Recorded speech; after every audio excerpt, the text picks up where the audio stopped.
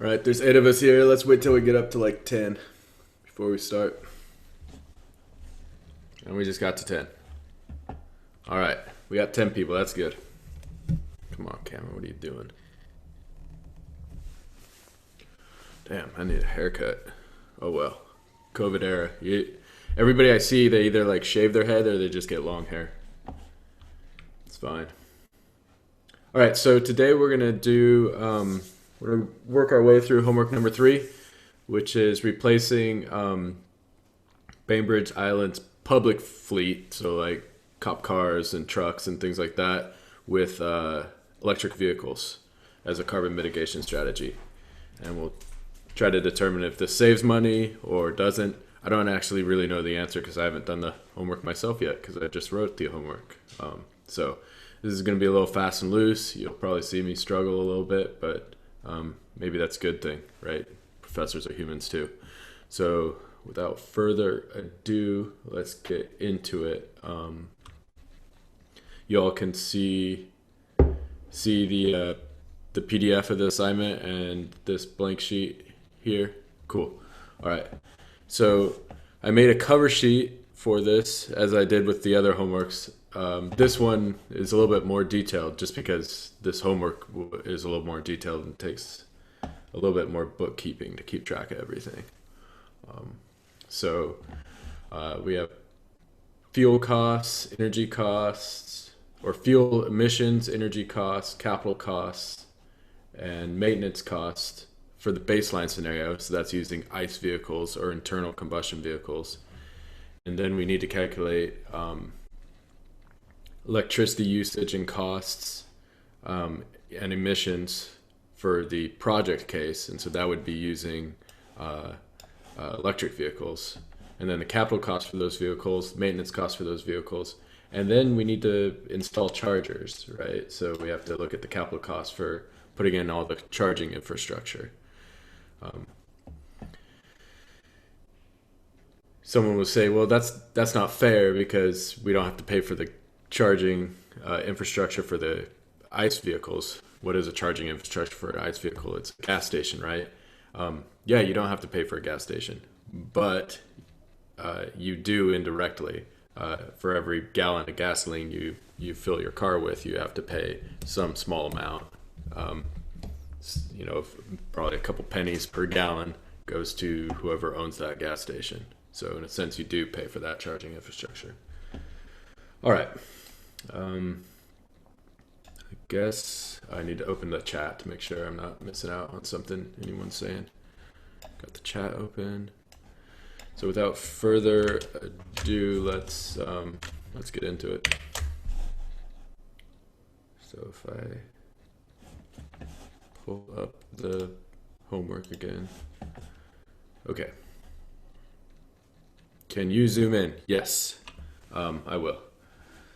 Let's do that right now before I forget.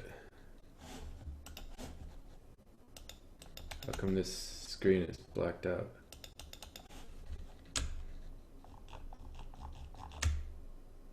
Apparently I cannot zoom in. Let's try this. There it goes.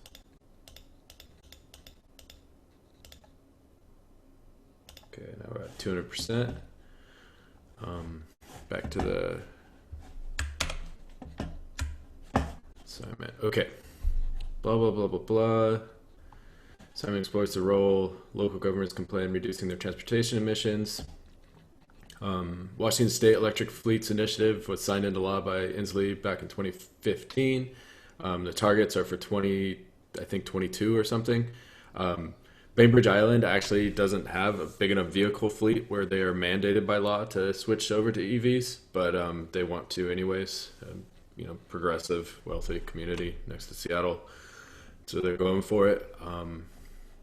So they replace most of their vehicles, motorcycles, cars, and trucks with electric vehicles.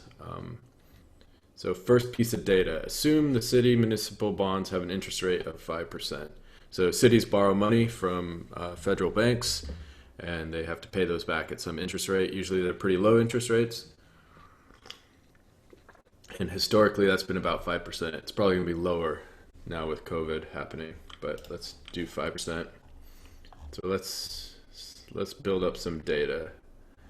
Maybe we do this right here. So this would be municipal bond rate, which for the sake of our analysis is a discount rate. 0.05. Okay. One piece of data so far.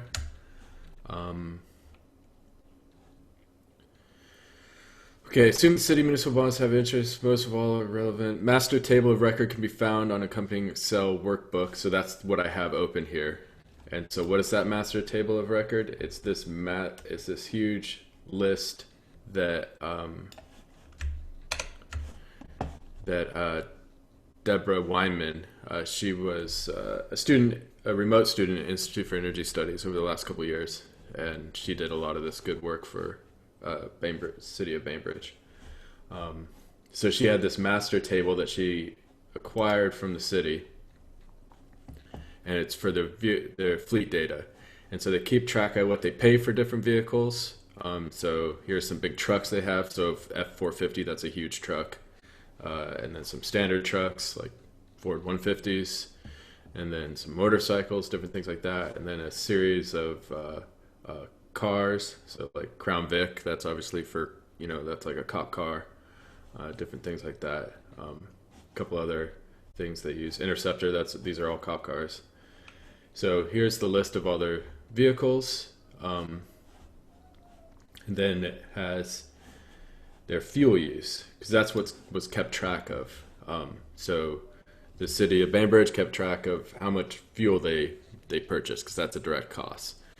Interestingly, they didn't even keep track of miles. They just kept track of fuel, because that's, I think, something that shows up on bills, right? Whereas mileage is something that would have to be read on an odometer over and over and over again. So all we have really is how much fuel they use and the type of fuel. So is it diesel? Is it gasoline? They had one car using biodiesel, and this is how much fuel they consumed in a year. So to figure out their mileage, which we'll eventually have to do because we're going to replace these with EV vehicles, and how much kilowatt hours of electricity we burn will depend on how much mileage we have. So we'll have to figure out how to convert that to mileage. So we'll have to assume a reasonable mile per gallon for these different vehicles, and we'll do that later on.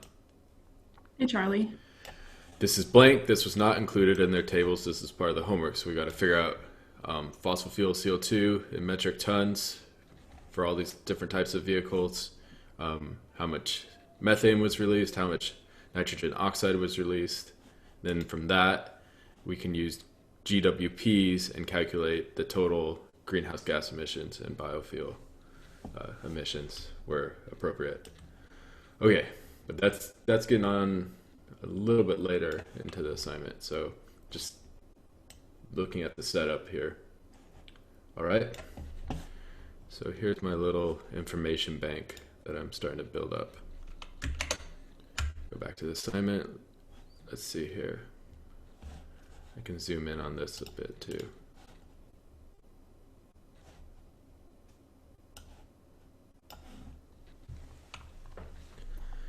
Okay, so I consolidated that big table into a short table. I just categorized things by vehicle class: motorcycle, passenger vehicle, light duty, truck, heavy duty truck. 2, 52, 6, and 4, those vehicles respectively. And then I just averaged all their capital costs per class into a uniform number. And this will work because we could add them all up and then see what their individual capital costs are, or we can just take them all together and then divide by the number of vehicles per class, and we get an average capital cost. Why did I divide it up by class? Because I assumed that this was based on the replacement schedule. So each class has a different time in which they replace those vehicles. And so that is, when we calculate the capital recovery factor, that will be the number of years in which we amortize that loan or annualize that loan. And so if I was going to average out capital costs, I didn't want to mix and match replacement time schedules. Otherwise, it would get messy. Also, here's the maintenance per year per vehicle. All right. And I think I already transferred a lot of that information for you into this master sheet. I don't have average cost of vehicles. I have number of vehicles here. Okay, we'll get to that in a sec. Let's just keep on going through the information a little bit. Baseline facts and data for ICE vehicles. Motorcycles and passenger vehicles are replaced every 5 years. Light duty trucks, 8, heavy duty, 10. So let's see if I have any of that in here yet. No, I don't. So let's make another column right here next door to calculate this capital recovery factor. So replacement, and this will be in years. Let's go back to here. We have 5 for the motorcycle and passenger, 8 for the small trucks, 10 for the big trucks. So 5, 8, 10. Let me make sure I'm in the right place. I have motorcycles, passenger, light, heavy. So 5, 5, 8, 10. Cool.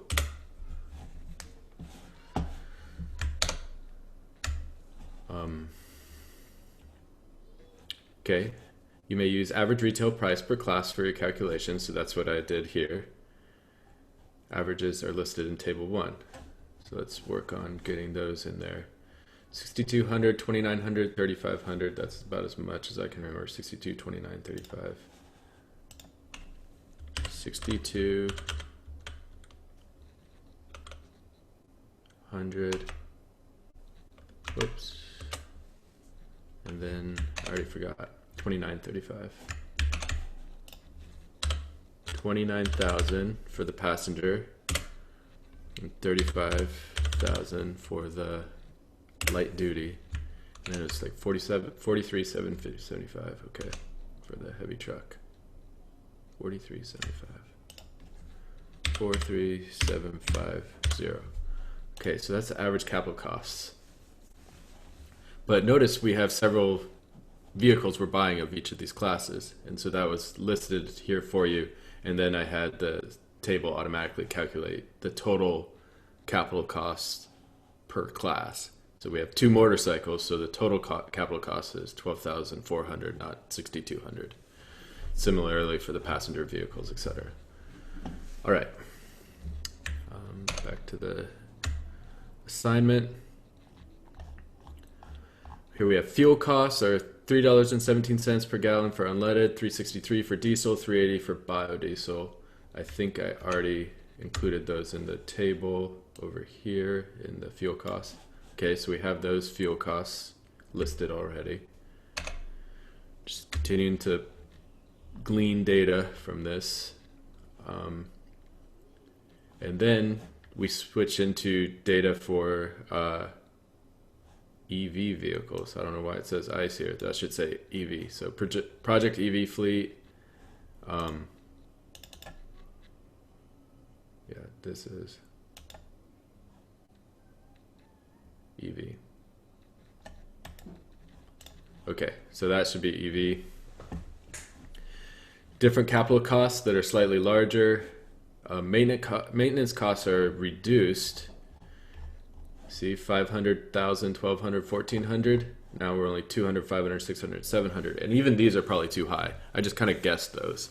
Why are those too high? EVs have something like 30 times less moving parts. You don't have pistons, you don't have crankshafts, you don't have all sorts of things that need oil and lubrication.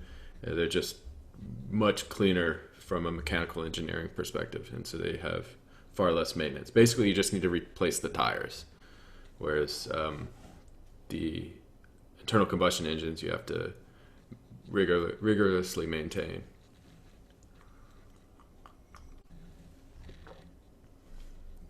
Okay, so let's get some of that info.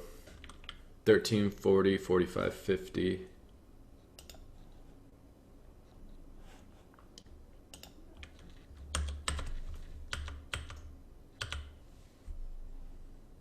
forget the next one, but the last two were 45 and 50,000.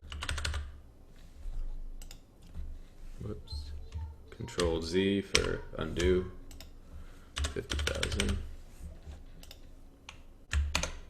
Switch back over 40. And that's a little too high. Tesla 3s are less than that, but we'll put it in there anyways. Okay, so we have some of those facts for the capital cost of those cars. Switch back to here, and now we have our EV facts. Motorcycles replaced every 5 years, cars and trucks every 10 years. Puget, so let's check that out for the maintenance. So we'll, replacement year, we'll have this same column down here for the EV stuff. And motorcycles were 5 years, and then everything else was 10. All right. That looks good. Puget Sound Energy supplies Bainbridge Island at a rate of 10 cents per kilowatt hour, so the same as us. And I'm going to assume now that they've abandoned coal use. They were supposed to do it this year. I think they've already closed down like 2 out of the 4 generators. I don't know. Someone could look that up for me. And so their carbon intensity has gone from like a blend of hydro and coal, which was at like 0.472 kilograms CO2 per kilowatt hour. Now it's a blend of hydro and gas, so it's at like 0.2 kilograms CO2 per kilowatt hour. Okay. So PSC rate is 0.1 USD per kilowatt hour.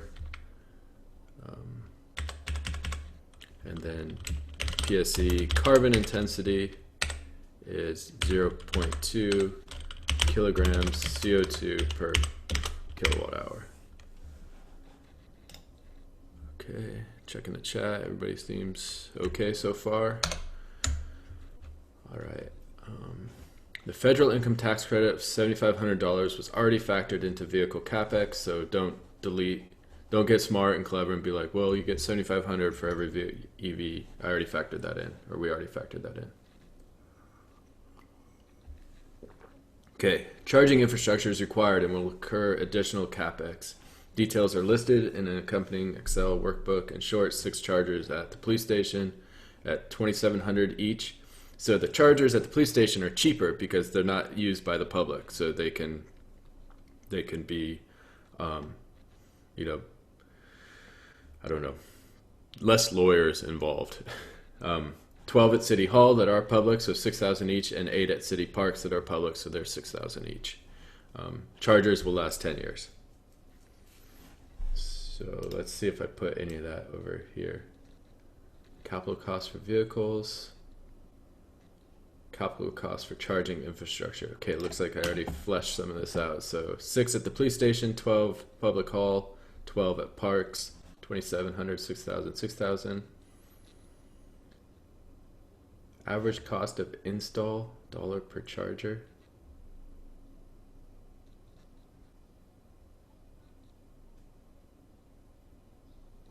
I don't know what I was doing here. I think I forgot to put this in the homework. So this is this is how much it costs to install one of those chargers. So you buy the charger and then you have to pay a crew to install it. All right, cool. So we have our install costs and our capital costs. And install will just add to the capital, right? So it's something you pay that up front. Okay, we're getting there. All right, whatever provided is inadequate. Additional information, so global warming potential values. We'll need to find the methane intensity and nitrogen oxide intensity of gasoline use, fuel use. These are other things we'll need. Okay, so here's the actual assignment finally. 10 steps.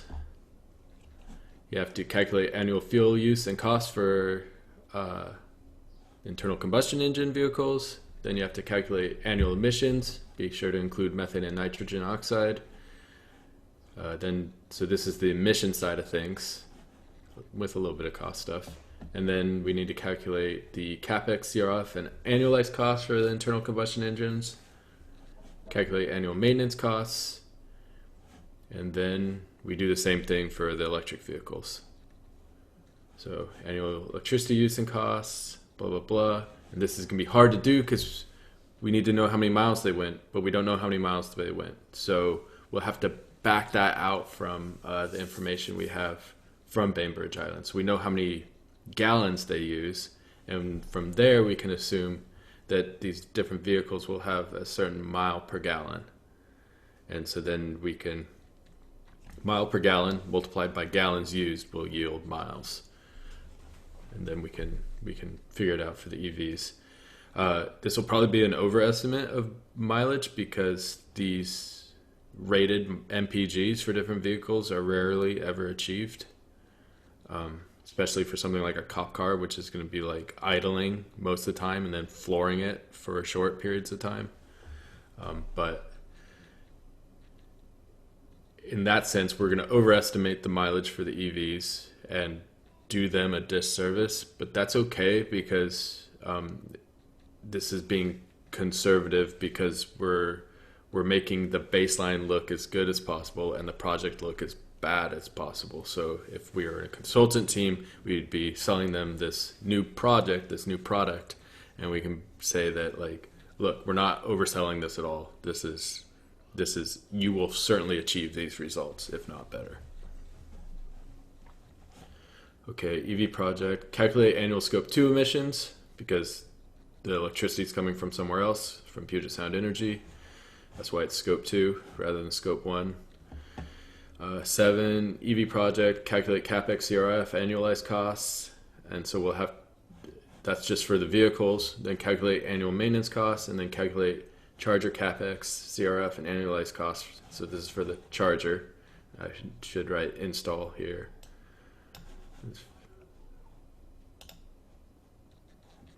Just putting little notes so I make this homework better for next year.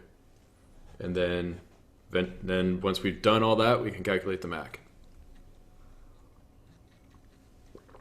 Sound good? You can stick around and I'll go through most of it, or you can work on it independently. No matter what, I'll post this video to YouTube by the end of the day. So those are your options. I'd appreciate it if you stuck around. That way you can correct me when I do things stupidly. And I think, yeah, you watching me struggle through this, I think will still be a good learning opportunity because you'll see how so-called experts do this kind of stuff. All right, let's get into it.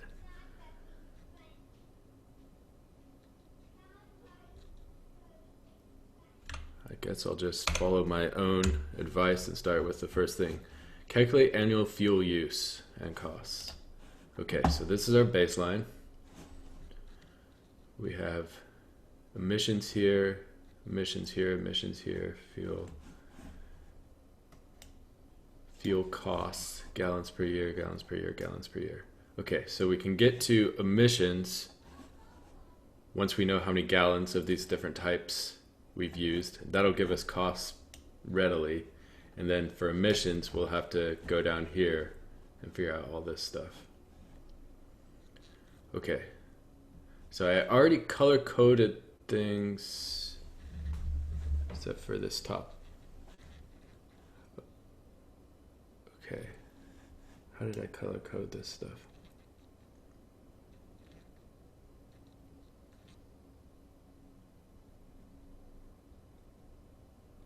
It's heavy, Gasoline, light, gasoline. bike, passenger.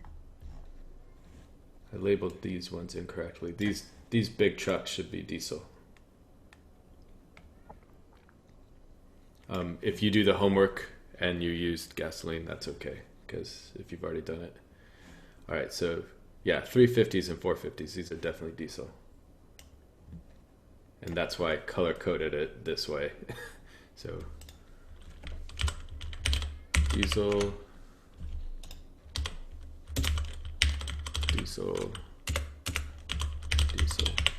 All right, so we have this much diesel, and then this is all gasoline, and then this one's going to be biodiesel.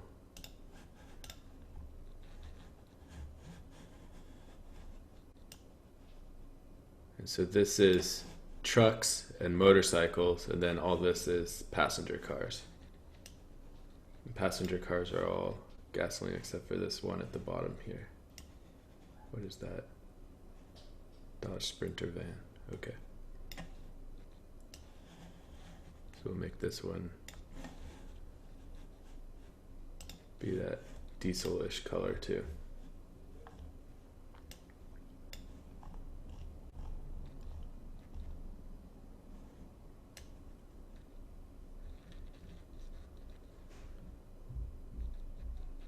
Okay. So we have diesel, gasoline, gasoline, and biodiesel.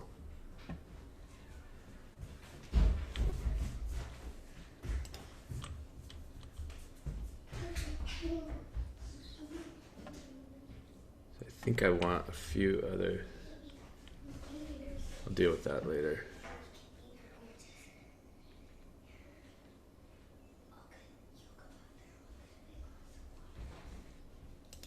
Maybe I'll just put it here. Some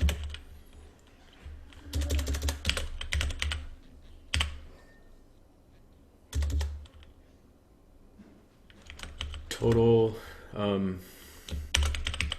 gallons. How do I want to organize this?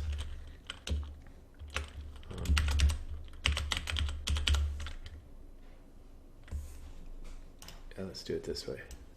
Total gallons, we'll put unleaded, diesel, biodiesel, and then we'll have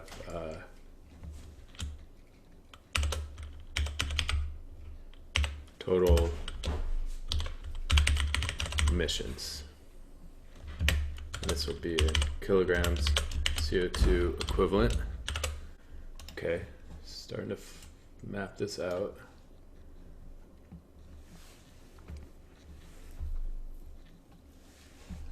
Actually, let's break this down just a little bit further so that we don't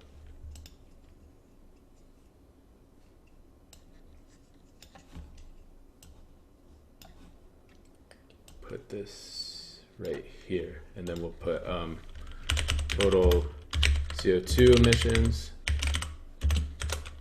kg,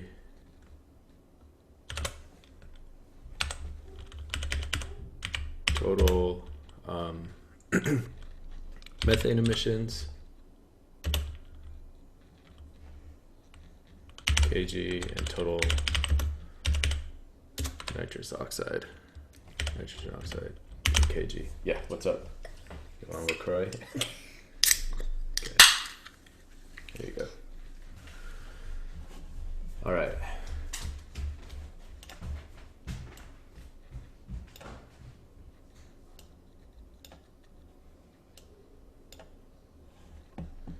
Okay, so we have that. We're starting to map this out. We need some global warming potential values, so let's get those. GWP, GWP. Okay, so to get those, we'll have to go to the internet, or we can use the documents that I've provided on our Canvas page. So where did I put those? Probably under carbon accounting, global warming potential values. Here we go.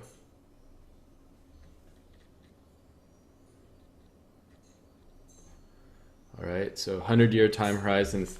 I prefer using the shorter time horizon because that's when we'll actually feel it, but usually in most consultantship projects and academic papers, they use this 100-year time horizon. So we will do that as well. So the GWP for methane is 28, and for nitrous oxide is 265. So let's enter those in. 28 and 265.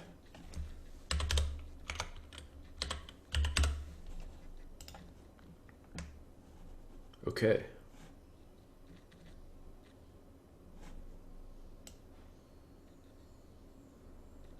So let's, rather than flesh out this whole table, I'm doing it kind of all at once over here. But I probably need to, no, let's do it properly. Okay. So now I need some carbon intensity values. And even though it's called carbon intensity, they mean CO2, right?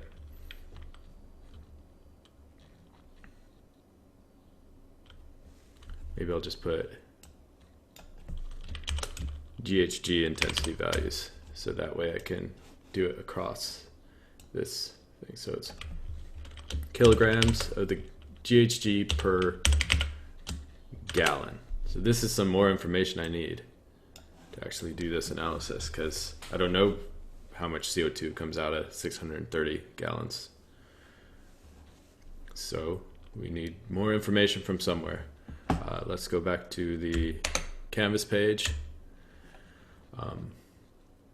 I realized that my lecture I gave Tuesday for transportation has a lot of these values, but it's not what we actually want. So here's the lecture, and if you look at so there's these handy charts from the EPA, and they have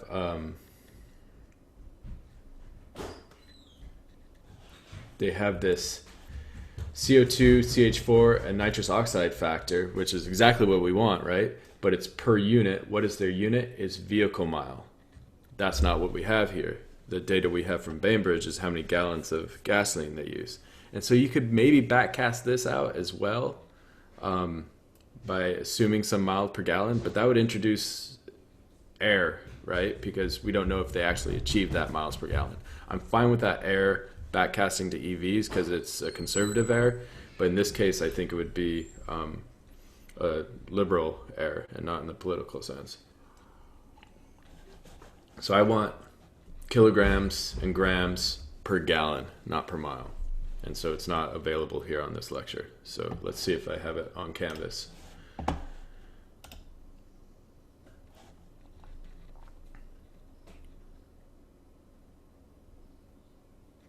Oh God, Vale.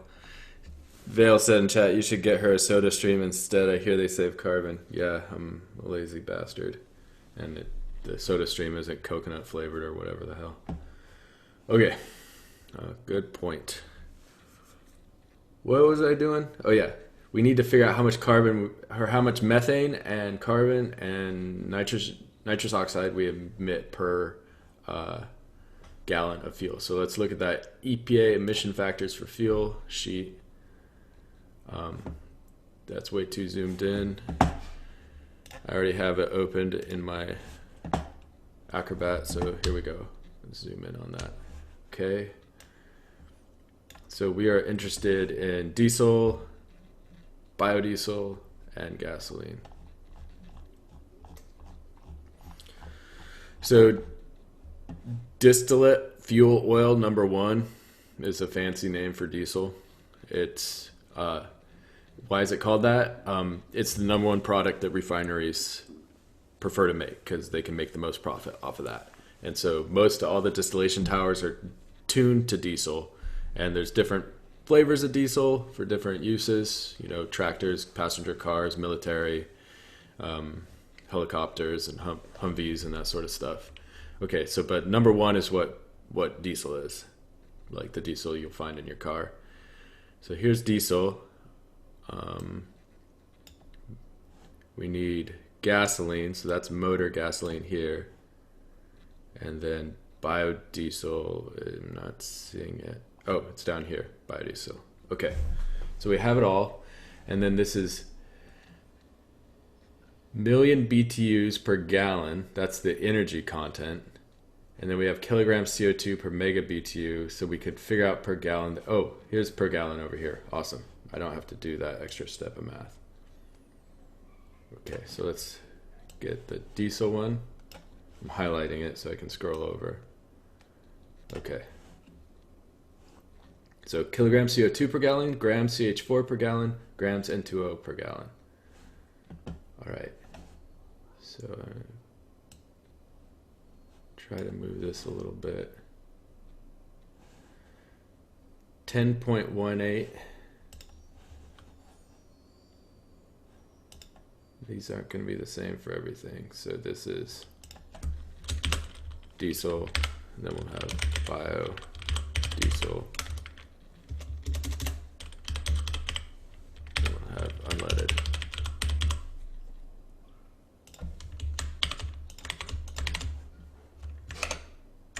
Okay, 10.18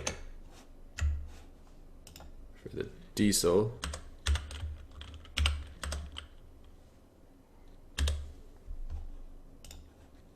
This would be kg CO2 per gallon. Let's get rid of this.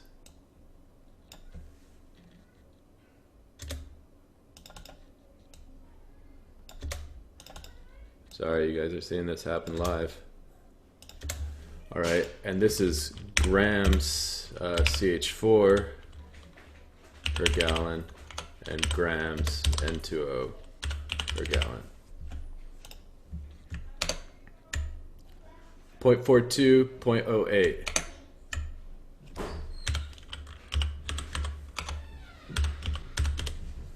All right, sweet. We got the greenhouse gas intensities for per gallon for diesel. Now we need it for the other types of fuel.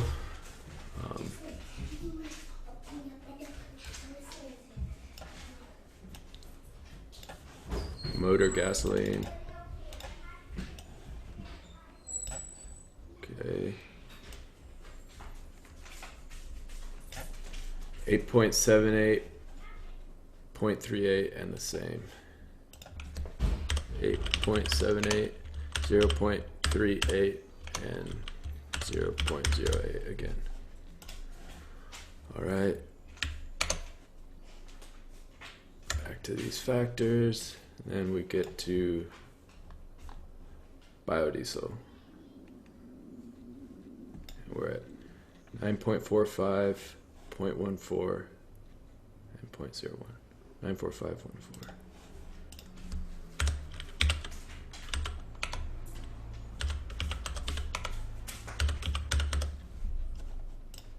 Okay, let me double check that.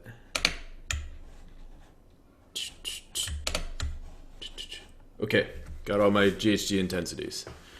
So I think we have all the information we need.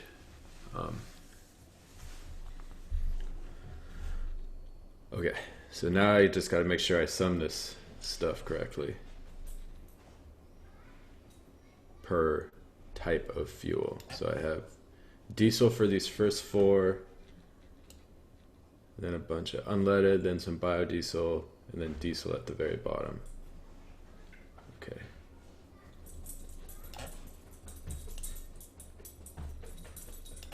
All right, so total gallons for diesel will equal the sum of these four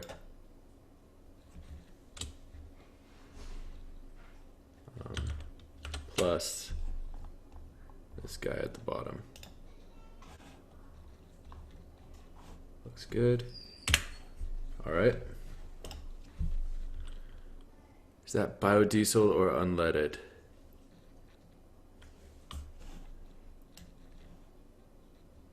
This, which one are we talking about? This one is biodiesel, and these intensities I did wrong. Yes, thank you, Morgan. What the hell? So then we go like this.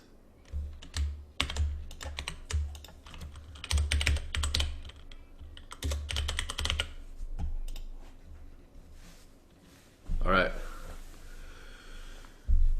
Okay. Summing the petroleum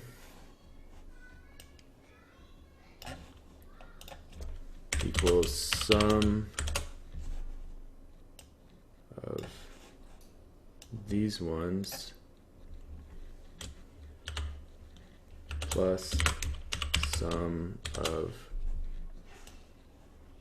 all these guys to there. Let's look at the formula. Looks good. Close out that parentheses. Okay, a lot of unleaded. Finally, the biodiesel is just that.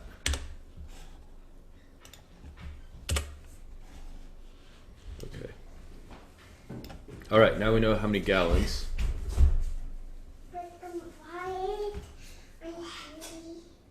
Now we got to get total emissions. So I could calculate it all the way down the line here, and all the way down the line here, and all the way down the line here, and here, and here. Or I could just do it over here. And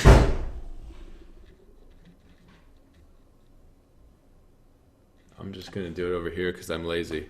If you want to do it per vehicle, you can. You'd multiply, remember, here.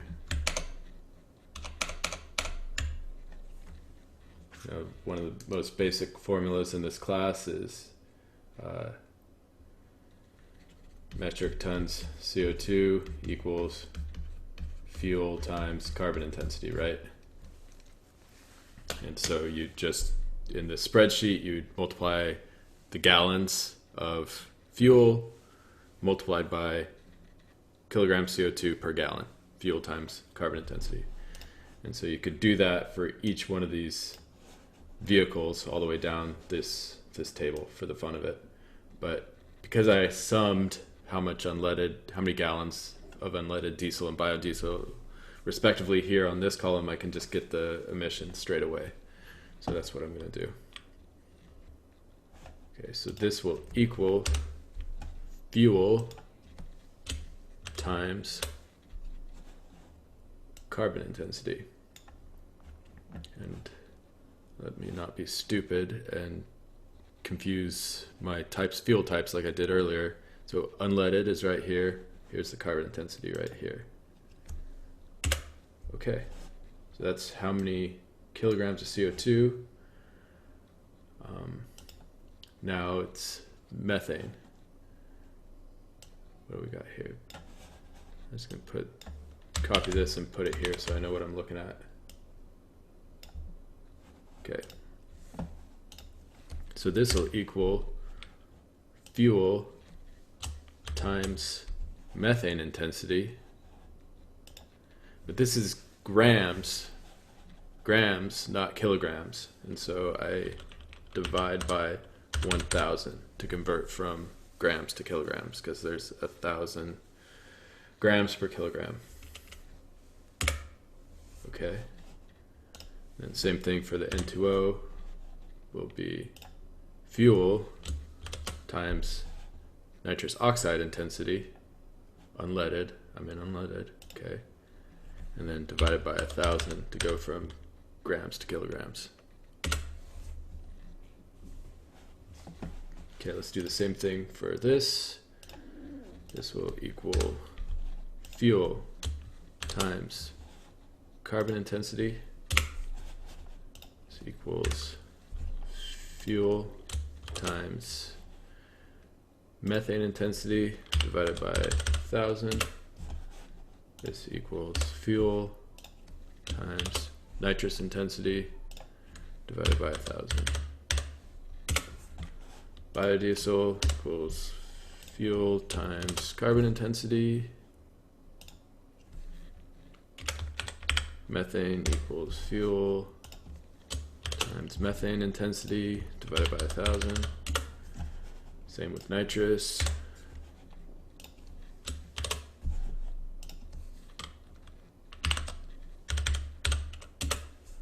Okay. Check the chat. Everybody's still alive. Cool. All right.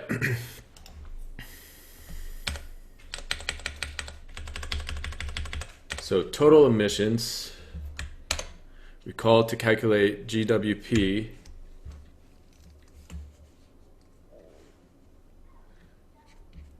kilograms CO2 equivalent equals kilograms of greenhouse gas multiplied by the GWP of that, the global warming potential of that greenhouse gas.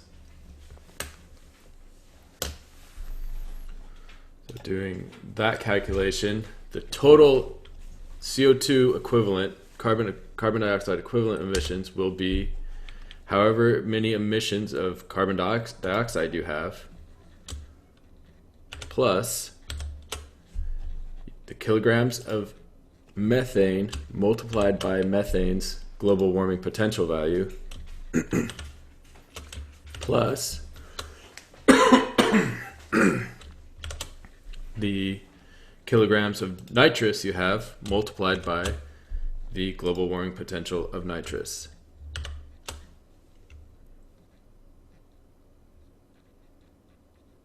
All right. Let me see how I can save a little time. So this is global warming potential value here. Yeah, so if I lock these cell references as constants, that way when I drag this down and copy this formula into these cells, it'll pull from these values but keep these the same. Okay, so I can go like this. It should work out. Let me double check this to make sure the formula looks good. Yeah, this plus kilograms methane times global warming potential value. Cool, it all worked out.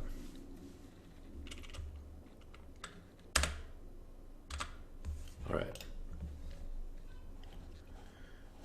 So now we have the total emissions in CO2 equivalents in kilograms. Let's get it in metric tons, CO2e. This will just equal, I don't know what's going on with me, talking too much. I did have some tequila last night with friends, leftover stuff from Cinco de Mayo on Zoom. It's so lame, it sucks. It's basically drinking by yourself. It feels like you're having fun, but it's not. It's not the same. Okay, let's see here. So to go from kilograms to metric tons, we divide by 1,000 because there's 1,000 kilograms in a metric ton. Enter, and don't do that. Grab that little plus sign. Okay, that all checks out. And then we could do total fleet emissions, and this is going to equal the sum of those. I think I'm recreating some tables, but we'll see what happens. All right, so that's how many metric tons of CO2 the Bainbridge fleet emits per year. Okay, let's see if I was supposed to put any of this kind of stuff over here somewhere. Total emissions unleaded, total emissions diesel, total emissions biofuel. Okay. So that was, it went unleaded, diesel, biofuel. What did I do over here? Unleaded, diesel, biofuel. Okay, cool. Somehow lucked out. So I'll grab those values and put them up here. And it went to 0 because it copied the formula, not the actual values. So I can say paste values only.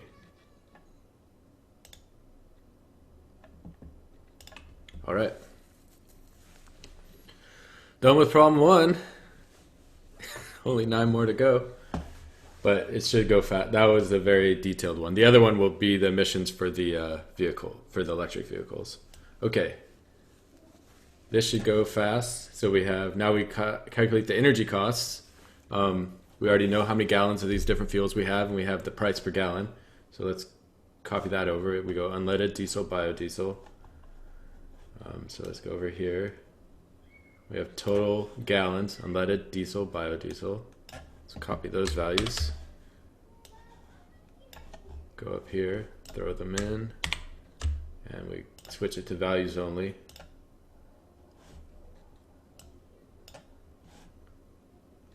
Cool.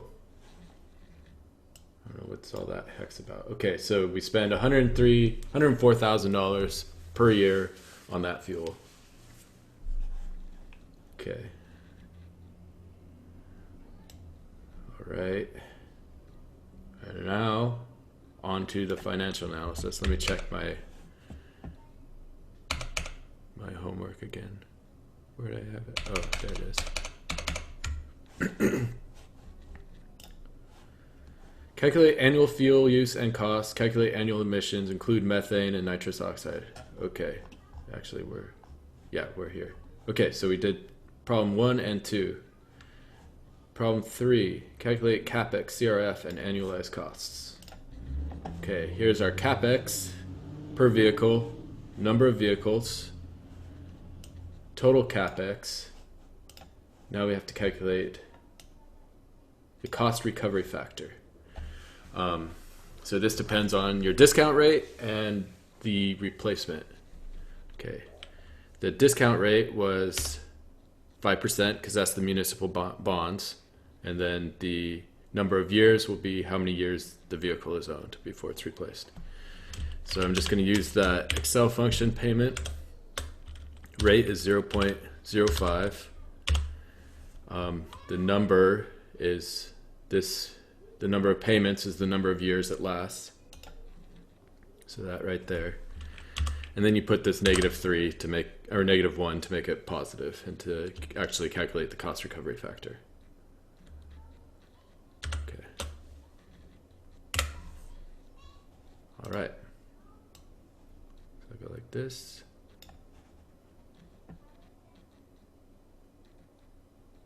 And then the annualized payment got calculated automatically. Well, because I typed it in there earlier. So what is this? The annualized payment. Let me be a good professor here.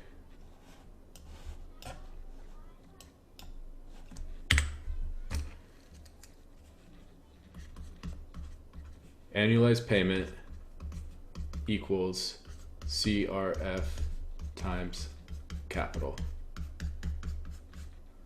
So what are we doing? We're taking that capital costs and we're spreading it out over the lifetime, the number of years the vehicle will last.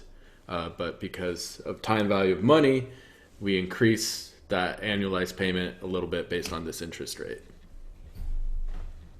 Okay, so we got all that figured out.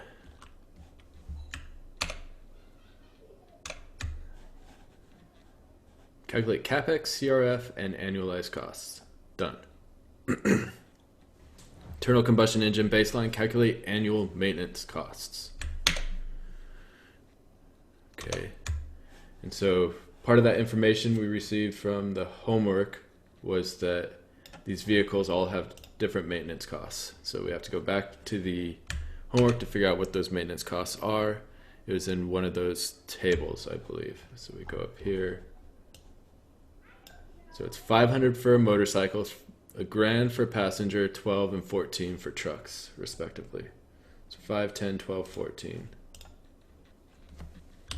500, 1000, 1200, whoops, 1400. And then we have more than one vehicle, so multiplying these maintenance costs per vehicle by the number of vehicles, we get these total maintenance costs. And so this is another operational cost. Sometimes people abbreviate it as MTX. So it's an operational cost, OPX, and it's per year. And we don't annualize this, or we don't discount it, because we pay this every year in that year's dollars. And so we have to pay an additional $65,800 a year, or Bainbridge does, to maintain their vehicle fleet. Okay.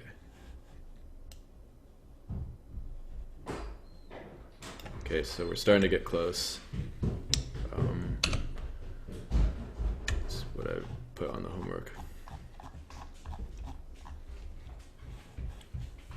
Calculate the annual maintenance costs. Okay, so we have all the cost data and the emission data for the ICE baseline.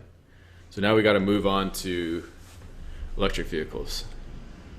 It's been about an hour. Do you guys need a break? I don't, but if you all need a break, we can ditch out for 2 minutes. I'll pay attention to chat. Let me know if someone needs a break. Okay. Hey, Evie. Charlie. Calculate Hey, annual Charlie. electricity use and costs. This will take thought and time. The information from the city of Bainbridge only relays. God damn it. The amount of gasoline consumed. That's their business. It's what they paid for. They did not keep track of mileage. They had their mind on their money. They didn't keep books for you. You must estimate annual mileage. How? Well, assume that motorcycles achieve 40 mpg, passengers 24 mpg, light trucks 18, and heavy 12. So 40, 24, 18, 12.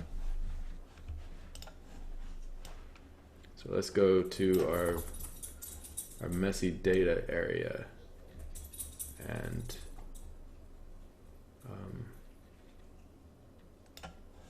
I'll write down those numbers before I forget them. 40, what did I say, 22? 18, 12, or what did I say, 24? 24, 18, 12. Charlie, I think you might have muted. Some folks have tried to say stuff, and I'm not sure you're hearing them. Yeah, that's true. I'm controlling your guys' mics? Can you hear me right now? Can't you control your mics? You guys should be able to control your mics, I think. Can you hear me right now talking? Is your computer volume on?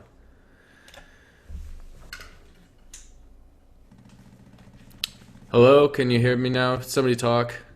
Can you hear us? Yeah, sorry. Okay. Yeah, I think you're Yeah, Yeah. the audio is being sent to a monitor instead of my speakers. I have no idea. Thank you. yeah, no, I had a question. Yeah. I'm wondering where on this is back in the GHG intensity sheet. I'm wondering where you found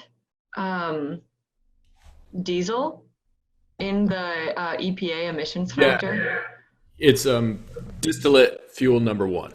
Oh, okay, cool. Sweet, thank you.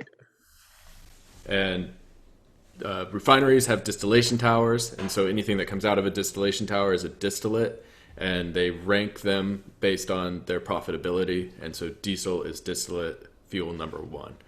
Okay. And then they go for other kinds of slightly heavier diesels that are used in military applications, and then then gasoline is lower down, and then like things like propane and butane and all those redneck fuels, those are just extra things that they scrape off the top and sell. Same with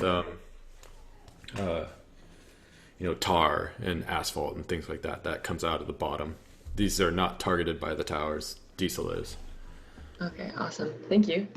Okay, so I put those here just because I wanted to put them somewhere. I guess I'll just put it here.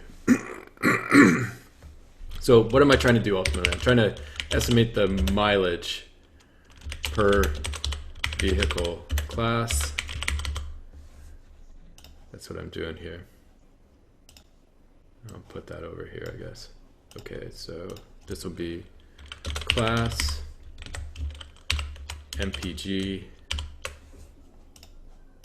So this is motorcycle, passenger, light truck, heavy truck. Okay, put that there. What a pain, this is gonna take forever. Oh well, I made this up, so I deserve it. This will be gallons.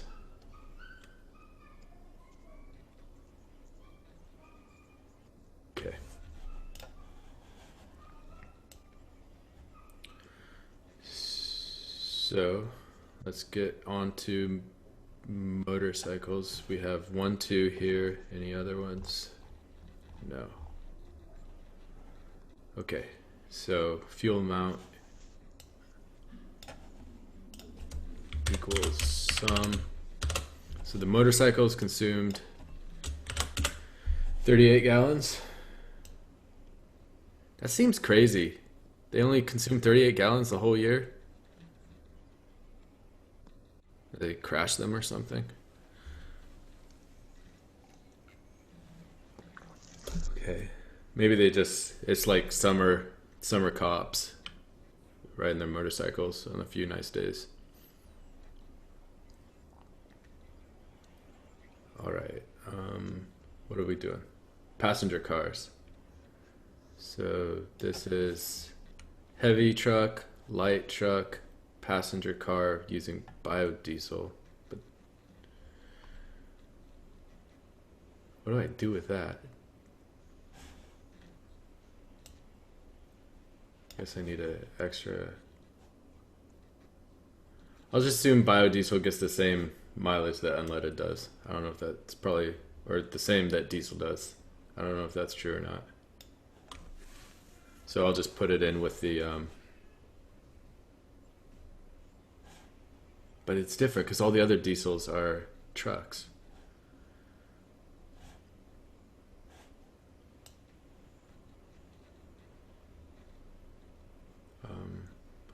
Honestly, a biodiesel would get probably slightly better than 24 mpg. But I'm just going to geek it and say it's a passenger. Okay. All right, so passenger vehicles will equal the sum.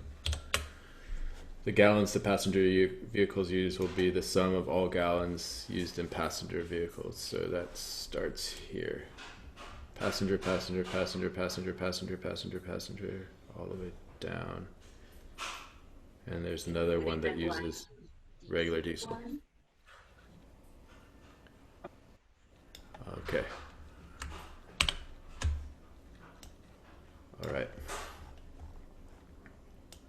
Where's my sum? Okay, so now we got passenger. Now we need light. Equals sum.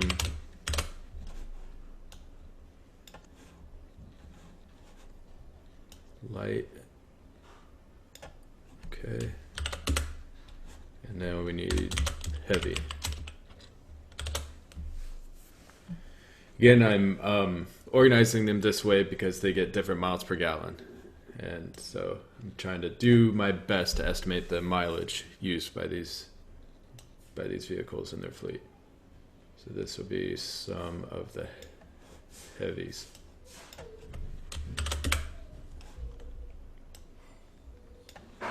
Cool. All right, so I have gallons of fuel used per class and miles per gallon per class.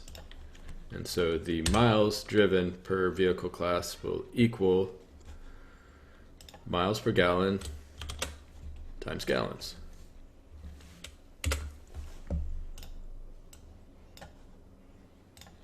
Okay. All right, so now we can calculate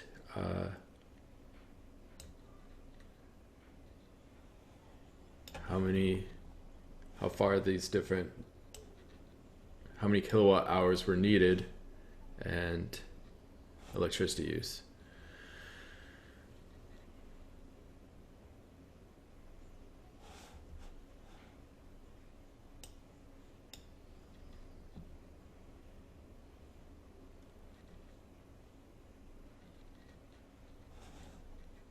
I don't know where this information came from, but it ain't right. I don't know what that is. I guess it's a form of efficiency. I don't like it. I don't know why that's in there.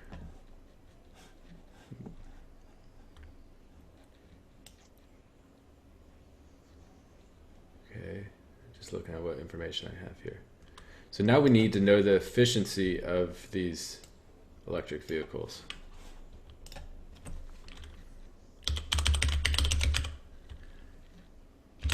And for electric vehicles, that's usually relayed as instead of miles per gallon, it's kilowatt hours per mile or per kilometer.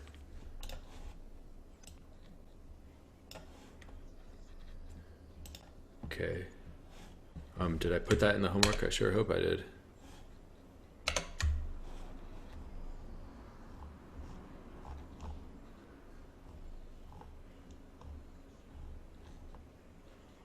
Maintenance per year. Of the chargers.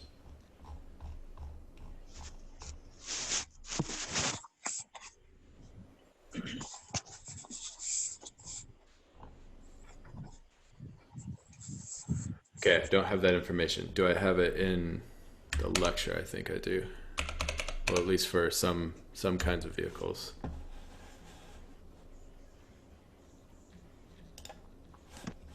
Okay, so the efficiency for a Tesla S is 0.323, a Nissan Leaf is 0.3. So for passenger vehicles, I can assume this. For motorcycles, I'm gonna assume half. For light trucks, I'll assume double, and for heavy trucks, I'll assume triple. You guys could try to look up these results on your own, but again, EV efficiency depends on mass, aerodynamics, tires, battery, regenerative braking, and driver behavior. And so the mass and aerodynamics is far less for a motorcycle, so I'm going to cut it in half, and far greater for light, and even greater, more so, for a heavy truck. So that's what I'm going to do. I need to make an announcement in class for the people that didn't attend this session or view it, because their homework will be difficult to do without that. Okay, so I need to make a note of that here.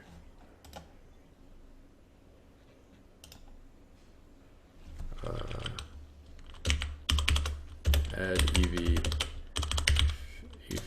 efficiency per vehicle class. Okay. Cool. All right. So back to the spreadsheet. Efficiency. Passenger car gets 0.3 kilowatt hours. Or it takes, you put in a 0.3 kilowatt hours and you get a mile out of that car. The motorcycle, I'm going to say, is this by half. I'm going to say this equals 2 times this. I'm going to say this equals 3 times that. Which is probably unfair to the heavy truck, but oh well, still being conservative. Okay, so kilowatt hours per year will now depend on the efficiency and how many miles they actually go, right? The more miles you go, the more kilowatt hours you're going to burn. The less efficient the vehicle is, the more kilowatt hours you're going to burn. So this will be miles times kilowatt hours per mile. Miles will cancel, and we're left with just kilowatt hours. Okay. So let's grab those values, because I think we need those for one of these tables up here.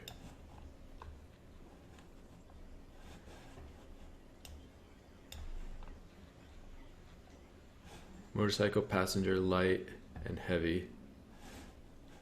Oh, but we want it in megawatt hours. Okay, so let's go back down. Megawatt hours per year will simply be this divided by 1,000, because there's 1,000 kilowatt hours per megawatt hour. Put that down, grab these values, jump back over here. Electricity per vehicle, megawatt hour per year. And we just want the values. And similarly over here.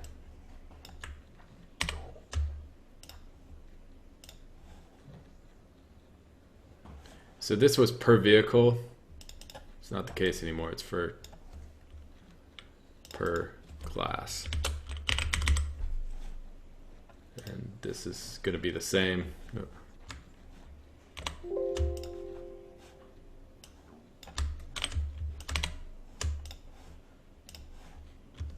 Okay. So metric tons of CO2 per year will depend on the carbon intensity of whatever you're charging those vehicles with. We're charging it with Puget Sound's grid, which we assume is 0.2 kilograms of CO2 per kilowatt hour. And so the metric tons will be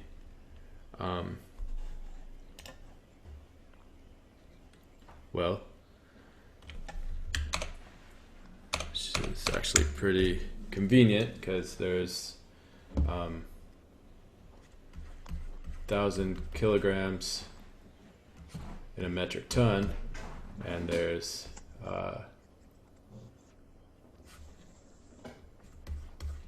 1,000 kilowatt hours per megawatt hour. So let's look at this again. Metric tons per year.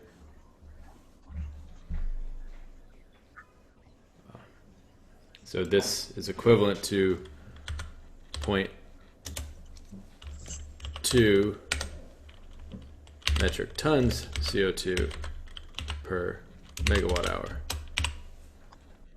Right? We gain 1,000 and lose 1,000, a factor of 1,000, and lose a factor of 1,000. Okay, so this should be again, metric tons of CO2 equal amount of fuel used multiplied by the carbon intensity of that fuel. The amount of fuel we used is right here, megawatt hours per year. And the amount of the carbon intensity is right here, 0.2 metric tons of CO2 per megawatt hour.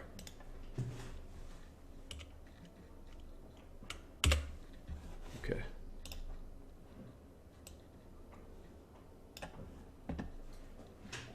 Why doesn't that work? Oh, because this is a constant. So we gotta lock that cell in and then drag it down. Okay, so the electricity emits 51 metric tons of CO2 per year. That's less than the gas, right? It better be. Yeah, it's way less. So a factor of 6 less. Okay, moving on. We now have the emissions for our project. We got to get into the financing. Okay. Energy costs. Energy costs are amount of fuel used multiplied by price per unit fuel.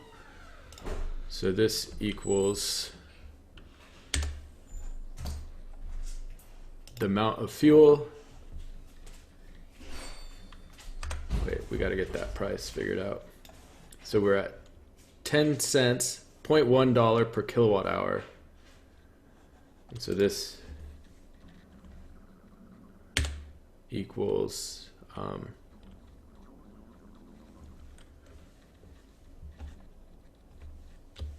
equals this value times 1,000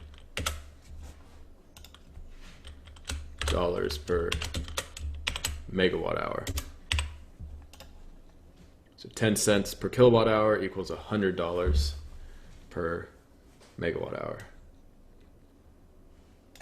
So now we have equals the amount of fuel we use multiplied by the price per unit fuel. Let's lock that in so that we can take advantage of Excel. All right, so about $25,000, $26,000 per year spent on fuel or on electricity, which is way less. And that makes sense. Electric vehicles are on average about a factor of 4 less expensive to operate than a gas vehicle. And so I'm pleased to see that this worked out perfectly, even with our crazy ass mileage estimate that we did. So again, like, use your intuition, right? Does this number look reasonable? It does. That's good. Okay. All right. So capital costs. We have our total CapEx here. We need to calculate our CRF. That depends on our discount rate, which is at 5% for muni bonds, and our replacement year. That's how long we actually own the vehicle, and therefore we pay an annual price per year of ownership. So this would be payment rate is 0.05. Number of years is the replacement cycle, and then we put in a -1 to get the CRF, and we get the CRF, and the CRF will change for 10 years. It will go down, right? Because we get to spread that payment out over, instead of 5 years, we're spreading it out over 10 years, so it should be about half. And then to get our annualized payments, we take our capital costs and multiply it by our capital recovery factor, and we get this value here. And so this cell, again, is just capital costs multiplied by CRF. And so total capital costs, annualized capital costs, are $336,000, which is less than the internal combustion vehicles. Now, how'd that happen? The capital costs for these internal combustion vehicles are less than the capital costs for these electric vehicles. I mean, we spent 1, 2, 3.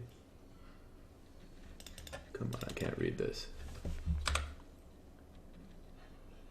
$2 million on passenger vehicles and only $1.5 million on passenger vehicles here. But the thing is, these electric vehicles last a lot longer because they take much less maintenance, and so you spread that capital cost over more time, and you end up with an annualized cost that's actually less for an electric vehicle. Okay. All right. So now we have CapEx, but there's no chargers, so we need chargers. Okay. So capital cost for charging infrastructure. We have 6 chargers at a police station at $2,700, and then we have this install cost as well. And from the homework, we can assume that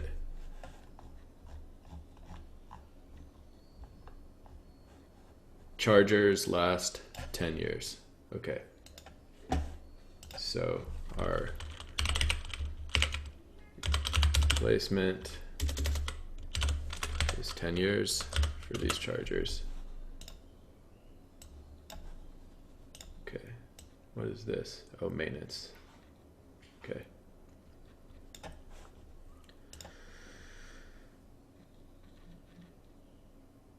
So capital cost for all these chargers will be the number of chargers at a particular price multiplied by that particular price.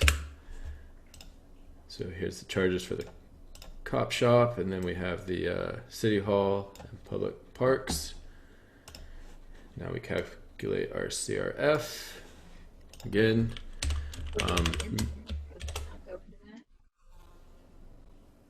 did someone talk to me or just talking to somebody else? Does the install go into that? Yeah, because you pay those people. You pay those people to install it that day, and if you got a loan from your bank, or in this case from the federal government, a municipal loan, then you slowly pay that upfront capital or upfront install cost over the life of your loan, which is usually targeted at the life of your technology or whatever you purchased. Good question. So this will be 0.05, but I think what you're asking is like you need to put the install cost into the capital cost.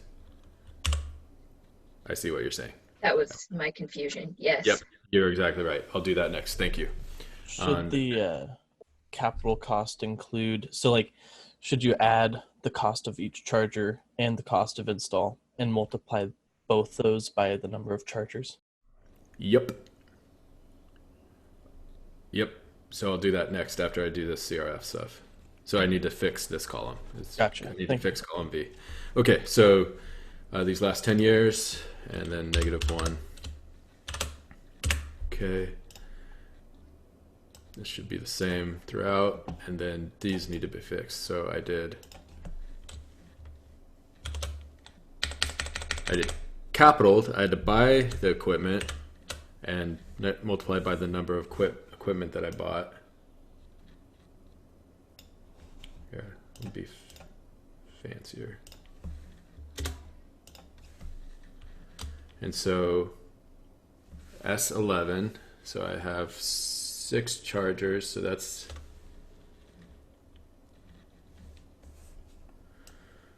okay. Equals number of chargers plus times the average cost of the charger plus the average install of a charger. There we go.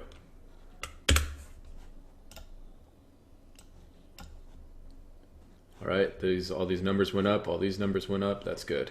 Okay, so the annualized payment for all those chargers is an additional $27K per year. And finally, we need our OPEX, our maintenance. So we have our fuel costs, we have our annualized capital costs for both the cars and the chargers. And now we need our maintenance costs per year. And so that will just be the maintenance cost per vehicle multiplied by the number of vehicles, same as with the internal combustion engines. Throw that down. Okay, and so we pay additional $32K per year, $33K per year to maintain these EVs. Getting close. EV project. We got our emissions already. We have our CapEx, CRF, annualized costs, annual maintenance costs, charger, CapEx, CRF, and annualized costs. And now we need to calculate the MAC. Okay. So let's think about this a second before we just jump headlong in.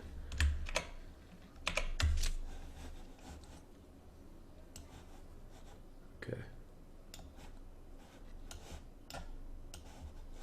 Just go away, please.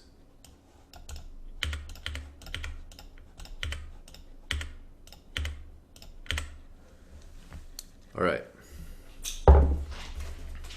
So the emissions are easy, right? We have equals project minus baseline for the money, and then baseline minus project for the emissions. Emissions we figured out. That's just the emissions from burning all those fuels plus the global warming potential values of those, the components of those fuels. And then the project is just the emissions from all the electricity required to charge those vehicles. The money is trickier. So let's look at baseline first. It will be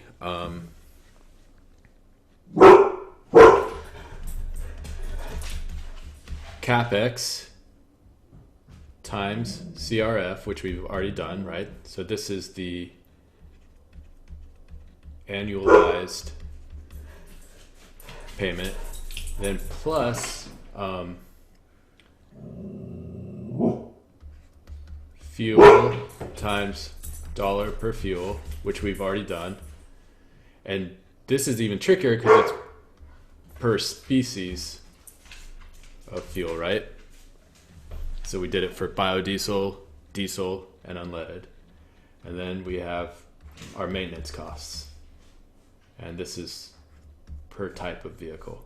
And this was trickier too because this was per type of vehicle and per type of vehicle. I'm just indexing J over vehicle and indexing I over fuel. And that was all that trickiness we had to do, like when we were building those side tables.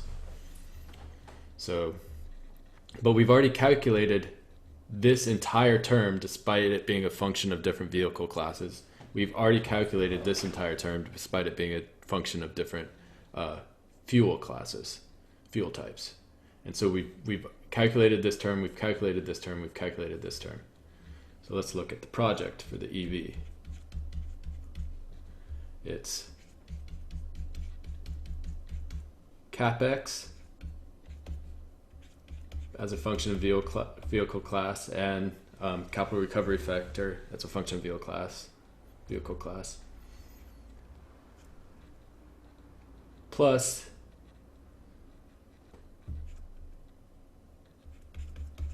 megawatt hours, and this was a function of mileage per vehicle class as well.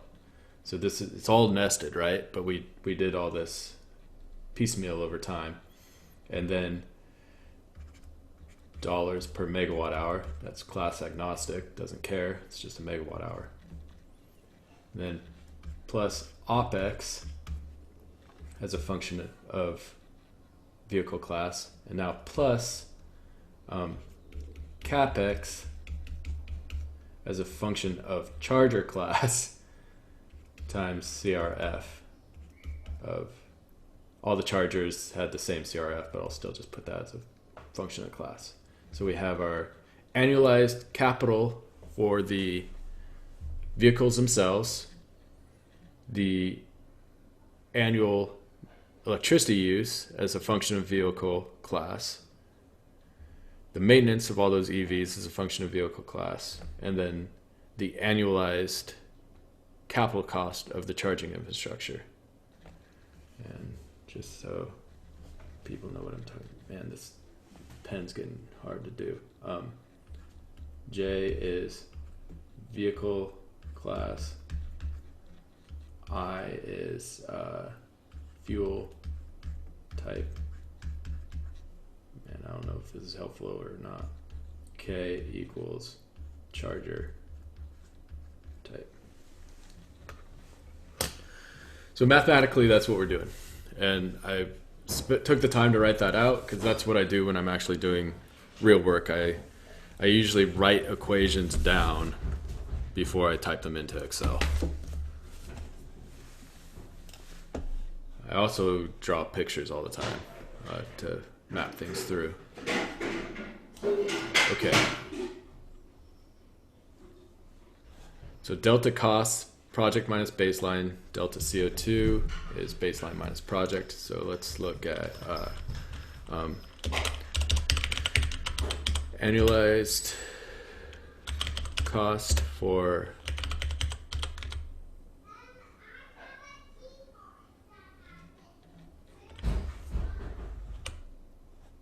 I don't even know what I'm doing anymore.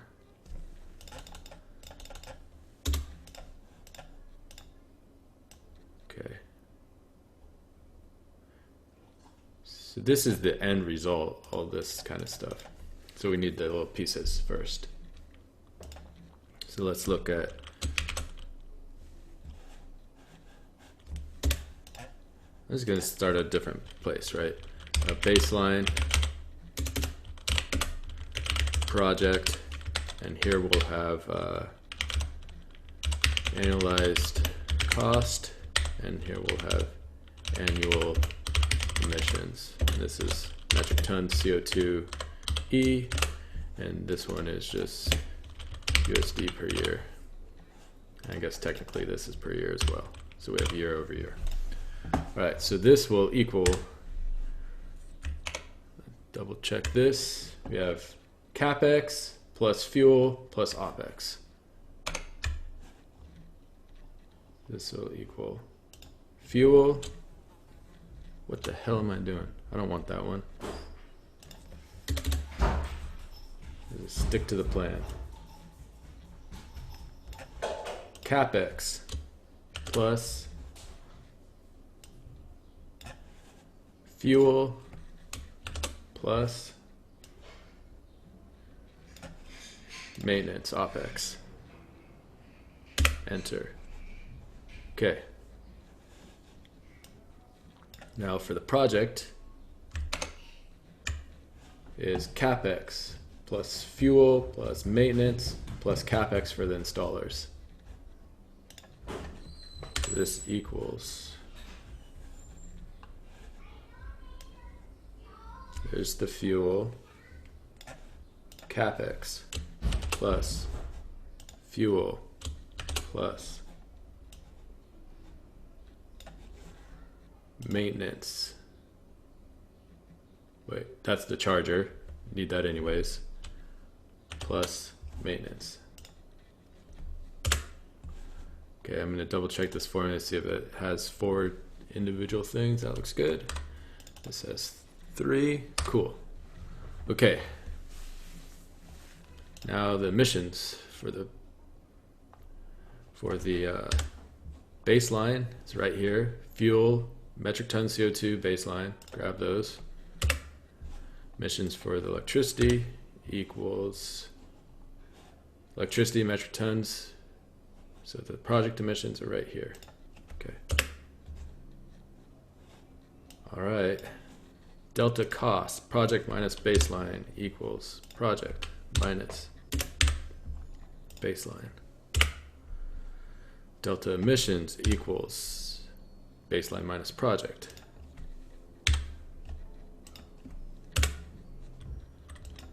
And the MAC is dollars per metric ton, and that equals dollars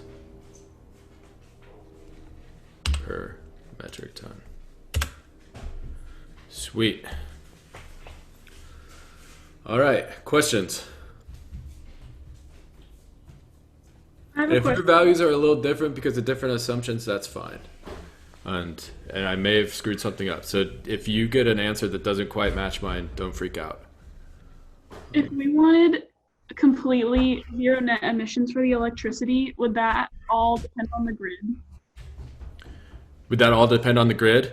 Yeah.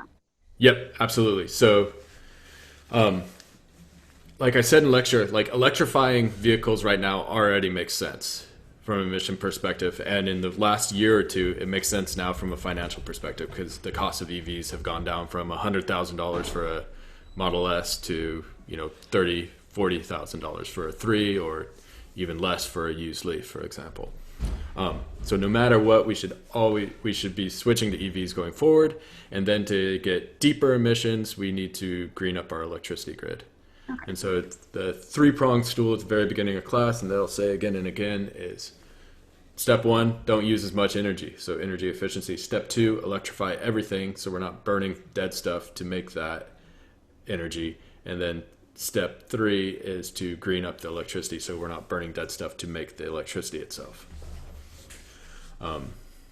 Yeah, good question. So a next step might be for the city of Bainbridge to build a community solar power plant that they use to charge these vehicles with.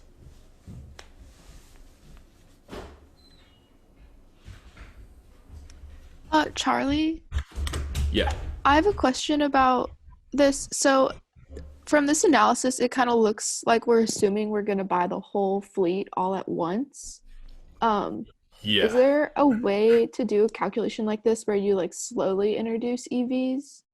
Like every year you buy a new EV instead of a ICE vehicle? Yeah, you'd think about how many vehicles you replace each year, and you'd have to think about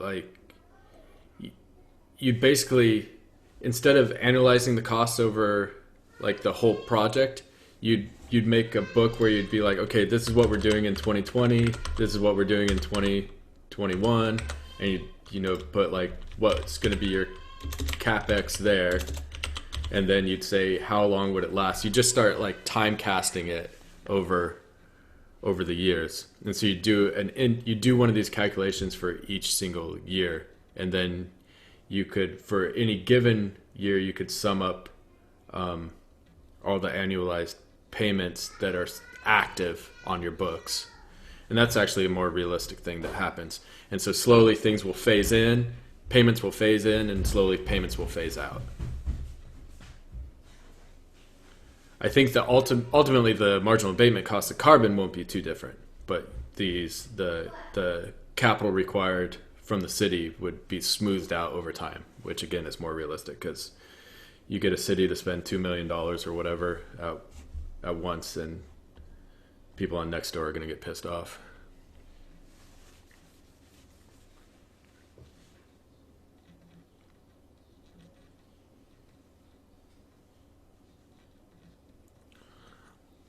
All right, I'm going to head, and Tuesday we'll talk about the projects, because I don't think I want to pretend to make a land use lecture in the meantime.